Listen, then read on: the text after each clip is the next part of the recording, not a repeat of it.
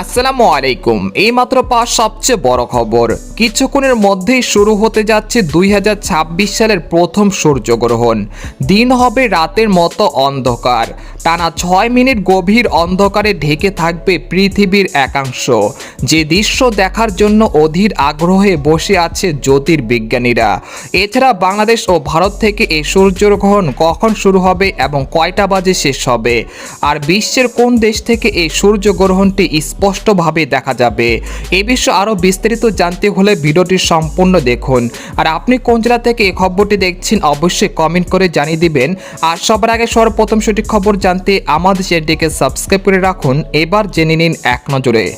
মঙ্গলবার 2026 সালের প্রথম সূর্যগ্রহণ সংঘটিত হবে। এটি হবে একটি বলয় ঘেরা সূর্যগ্রহণ, যা রিং অফ ফায়ার নামে পরিচিত। চাঁদ, সূর্য ও পৃথিবীর মাঝখানে অবস্থান নিলেও পৃথিবী থেকে তুলনামূলক দূরে থাকায় সূর্যকে পুরোপুরি ঢাকতে পারবে না। ফলে সূর্যের চারপাশে আগুনের মতো বলয় ঘেরা সূর্য সৃষ্টি হবে। এই সময় সূর্যের প্রায় 96% চাঁদ আড়ালে থাকবে। আন্তর্জাতিক সময় অনুযায়ী সূর্যগ্রহণটি শুরু হবে সকাল 7টা 1 মিনিটে এবং এর সর্বোচ্চ স্থায়িত্ব হতে পারে 2 মিনিট 20 সেকেন্ড। এদিকে গ্রহণের সময় সূর্য দক্ষিণ এশিয়ার আকাশে দৃশ্যমান না থাকায় বাংলাদেশ ও ভারত থেকে এই সূর্যগ্রহণটি দেখা যাবে না। তবে বাংলাদেশের সময় অনুসারে এই গ্রহণটি শুরু হবে বিকেল 4টা 50 মিনিটে আর শেষ হবে রাত 8টা 12 মিনিটে। তবে এটা দেখা যাবে না।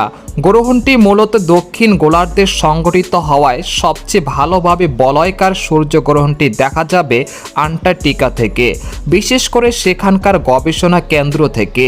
এদিকে ইসলামিক দৃষ্টি অনুসারে সূর্য ও চন্দ্রগ্রহণের সময় দীর্ঘ কেরাত সহ নামাজ আদায় করা, দোয়া, কোরআন তেলাওয়াত ও জিকির করা, দান সদকা ও তওবা ইস্তিগফার করা, হাদিসের অনুযায়ী গ্রহণ দেখা মাত্রই নামাজ ও দোয়া করা।